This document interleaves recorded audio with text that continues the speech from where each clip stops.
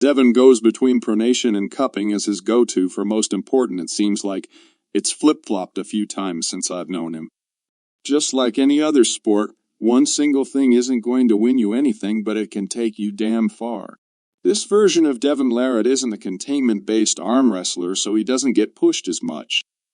Devon probably will give up center to go into an open top roll, so his wrist won't look like this because he will give up center. He might have his wrist cracked back a bit, but it definitely won't be flop. Devon will keep his pronation. The flop wrist press and the king's move, these are not winning moves. These are moves that work on people that don't know how to arm wrestle. The best part is that this is true, but a lot of arm wrestlers, even at the pro level, still don't understand the whole sport because they just get strong at their one move and ignore the rest. The flop press and king's move aren't winning moves. They're moves you go to when you're not able to win with fundamentals. This is the most obvious statement of all time. However, the king's mover's hand can still be definitely cracked back. See first round of John versus Devon for an example. The king's mover also needs the other person to hit sideways into their hand. It's way more difficult to pull off in the center of the table. If your go-to is a flop press and king's move, they're not winning moves to be successful in arm wrestling. They're moves you use when you are losing fundamentally, and you can win matches with them, but be your base. You know Jerry is going to flop press, so you shouldn't lose? Georgi lost to Jerry in the match because he didn't realize he had to stand up from his Toproll and allowed Jerry to escape the strap twice. And actually that loss is what gives me a good reason why Devon would win. Devon Larratt isn't very fast, and he isn't as strong at gym lifts or in certain arm wrestling areas. He has insane endurance, very good pronation and hand control, and uses open top roll, high hook amongst other things to win. This isn't a mystery, and Devon uses a host of techniques to win. Devon sometimes grips low to attack opponents' pronator more easily and turn them into a hook. Also, they feel they are getting a good grip with all the height they are getting, so when negotiating grip, he can generally get a higher hand more around them, making it easier to initiate the cup. The shorter you make their lever, the more force advantage they have. Come forward! 1, 2, 3.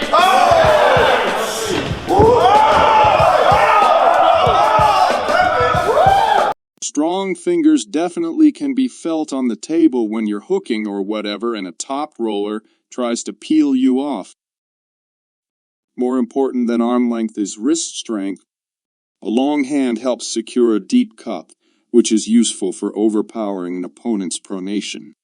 Strong pronation in the hook as well helps prevent one from getting pinned in the hook, and Devon has pronation in droves. First of all, there's a difference between having strong fingers and having a strong grip. The ability to contain your opponent within your fingers is what matters for an arm wrestler, but squeezing won't help you defend your position. In addition to that, you will burn your energy trying to hold relentlessly. Way off. But keep going. Fuck it. Close. Yeah, baby. There are many different ways to increase finger strength, but the main idea is to put enough pressure on the highest points of the fingers. The thing is, Devon Larratt invented a technique in which he can protect his cup with riser. When his wrist goes back a little bit, he switches to riser. So the cup and pronation are the first defense line. When this chain fails, the second defense line are riser and pronation. And don't even try, you will never be able to beat Devon's riser, it's just too strong. Except if you're Levon for sure. You got it ready? Oh my, oh my. Good turn throughout the hand, absolutely redlining.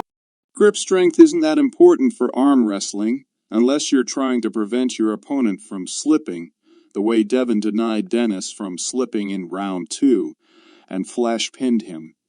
Speaks levels of his grip strength. Think about it like the 2 levers to get your hand opened are wrist and fingers. If you have steel fingers, they have to open your wrist. If your fingers are weak compared to your wrist, it'll open first. The strap is the bread and butter of Devon Larratt. Outside the straps, the person who is holding onto their opponent is usually having their weakest link exploited, their fingertip.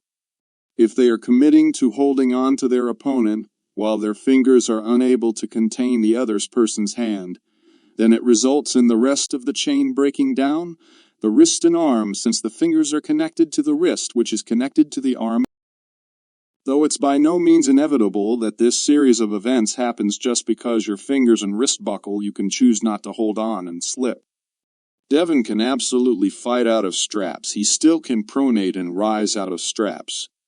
He's going to be able to budge the wrist. Once that happens, Georgi himself will run out of Devon's hand.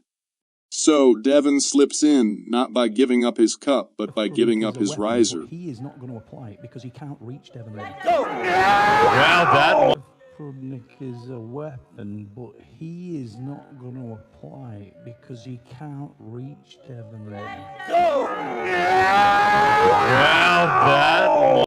The other approach Devon can use to slip is in an offensive fashion, but actually this is rare for Devon because he's a defensive puller. Despite Devon's world-class cup, a recent practice between him and John exposed a small weakness when John cracked his wrist, and Devon immediately slipped, using the formula I've just mentioned. John couldn't do anything inside the strap. But after all, it's a practice pull.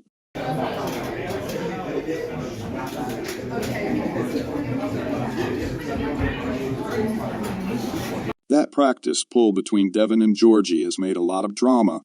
Devon willingly gives his hand and wrist to opponents during practice, allowing them to push towards the pad. However, he adeptly halts their progress just before reaching the pad. This confidence stems from his ability to almost stop Georgi, even when allowing him considerable leeway.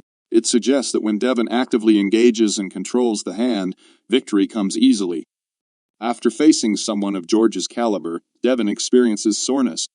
One might expect him not to be at full strength when facing another high-caliber opponent shortly thereafter, but Georgi appears fresh.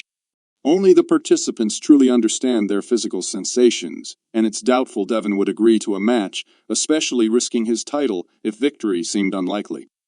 While Devon likely felt some impact, the extent remains unknown. There's a possibility he is intentionally misleading Georgi to boost his confidence, particularly if he foresaw a potential match. It's crucial to note that Devon maintains his pronation in relation to the table's surface, employing a sideways body movement, the king move, to preserve pronation through the shoulder. Georgi may have erred by providing Devon with extensive information during their pull.